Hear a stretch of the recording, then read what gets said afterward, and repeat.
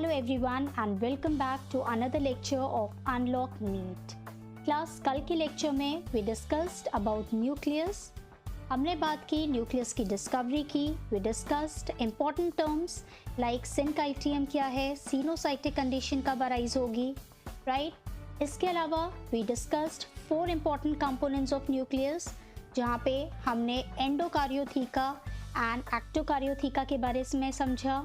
इसके अलावा nuclear pore का इंपॉर्टेंट फंक्शन समझा, न्यूक्लियोप्लाज्म और न्यूक्लियर सैप का इंपॉर्टेंट फंक्शन समझा. Why is it considered to be the store house of raw material for the synthesis of DNA and RNA. Now class, in today's lecture we'll continue with chromosome and also about nucleolus. So let's get started. Understand chromosomes. Now chromosomes जो हैं they are going to be formed due to condensation of chromatin fibers.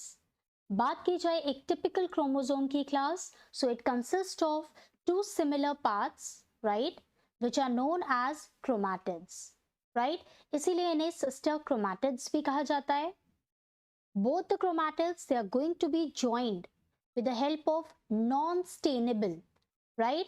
It's a narrow area, non-stainable, which is known as centromere और इसे कहा जाता है primary constriction भी. Primary constriction या फिर centromere की just ऊपर over the centromere present रहते हैं kinetochore, right? If you remember हमने structures की बात की थी जिनसे spindle fibers arise होते हैं. This we are going to discuss in detail in our further chapters. इसके अलावा class ends of chromosome, right, हर एंड में क्रोमोसोम के प्रेजेंट रहेंगे telomeres. Here you could see 4 ends हैं इस टिपिकल क्रोमोसोम में, so they are considered to be टीलोमियर्स.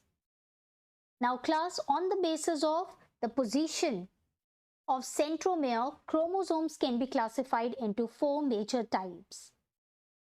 Now class, on the basis of position of centromere, 4 types of chromosomes have been discussed and these are, first है class कि अगर centromere की जो position है it is at the center, यानी कि the centromere is present in the median. This type of chromosome is said to be metacentric. Second, if the position of centromere is near the median, यानी कि center में नहीं है, it is present near the median, we call it as submetacentric. Third case है class, if the centromere is present near the end, यानी कि ends में या terminal position में present नहीं है, they are present near the end, we call it as acrocentric. And if the centromere they are present at the end, we call it as telocentric. तो आपने देखा centromere की position near the median है, तो we call it as submetacentric, right. Median में है we call it as metacentric, near the end है we call it as acrocentric और at the end है we call it as telocentric chromosome. Now class, telocentric condition जो है या telocentric chromosomes जो है humans के केस में absent रहते हैं. 4 major type of chromosome on the basis of position of centromere, that is metacentric, submetacentric, acrocentric and telocentric. Humans में आपके telocentric chromosomes are going to be absent. Now class, एक typical chromosome में we have already discussed कि 2 similar structures present हैं, यानी कि chromatids present है, एक narrow constriction present है, right, that is said to be primary constriction or centromere. Now कुछ chromosomes ऐसे होते हैं जिनमें एक और narrow area is present and that is said to be secondary constriction, right. और इस secondary constriction के just ऊपर आपको नजर आ रहा है knob like structure present है and these knob like structures are said to be satellite. और जिन chromosome में ये satellite present है, such chromosomes are said to be satellite chromosomes, also known as SAT-C, यानी कि सैटेलाइट क्रोमोसोम्स. नाउ क्लास, ये जो secondary construction है this is going to be involve in the formation of nucleolus, इसीलिए इसे NOR भी कहा जाता है, that is nucleolar organiser region. since it is involved in the formation of nucleolus. Now class, जिन chromosomes में NOR present होता है, such chromosomes are also considered to be nucleolar chromosomes. Also class, as you know कि humans में 23 pair या फिर 46 chromosomes present रहते हैं, right? Now out of those 23 pair, humans के केस में NOR is going to be present in chromosome 13, 14, 15, 20 and 21. In chromosomes में आपको secondary construction देखने को मिलेगा या फिर आपको NOR देखने को मिलेगा.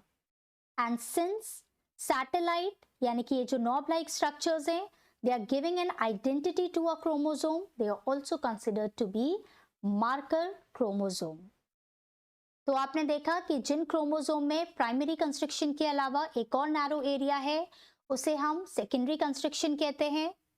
सिंस ये सेकेंडरी कंस्ट्रक्शन आपके न्यूक्लियोलस के फॉर्मेशन में इन्वॉल्व हैं, they are also considered to be nucleolar chromosomes. इसके अलावा सेकेंडरी कंस्ट्रक्शन के ऊपर प्रेजेंट रहते हैं नॉब लाइक स्ट्रक्चर्स यानी कि सैटेलाइट, जिसकी वजह से they are also considered to be satellite chromosome. Also आपने देखा कि ह्यूमंस में 23 पेयर ऑफ क्रोमोसोम्स हैं, जिनमें से कुछ क्रोमोसोम्स में NOR प्रेजेंट है, तो इसे हमने आइडेंटिफाई किया with the help of knob like structure और सैटेलाइट, जिसकी वजह से such chromosomes are also considered to be marker chromosome. So class, nucleolus, as we discussed कि न्यूक्लियोलस जो है they are involved in the synthesis of ribosomal subunits. Now class, just now we discussed कि humans में इन chromosomes में NOR is present, that is chromosome 13, 14, 15, 20 and 21. So they are going to be involved in the formation of nucleolus. As we said कि secondary construction या फिर NOR ये involved रहता है किसमें? nucleolus के formation में. So humans के cases में ये सारे chromosomes क्या form करेंगे? nucleolus form करेंगे. Now class, nucleolus जो है it is going to be devoid of membrane. इसमें कोई membrane नहीं होती है, so the structure is going to be maintained by calcium ion. Nucleolus में class जो chromatin present है आपके, the one which are present at the periphery are said to be perinucleolar chromatin and the one which are present inside are said to be intrachromatin. So basically class, chromatin के अंदर क्या present है? DNA. Right? And you know that DNA जो है they are specialized to form ribosomal RNA along with protein, जिसकी वजह से बनेंगे fibrillous structure which is known as pars fibrillosa. Now in structures में pars fibrillosa में जब protein का content बढ़ेगा, so the structure that is going to form वो है pars granulosa and later these pars granulosa are going to be ribosomal subunits. And once the ribosomal subunits have been formed, they are going to get transported in the cytoplasm through nuclear pore.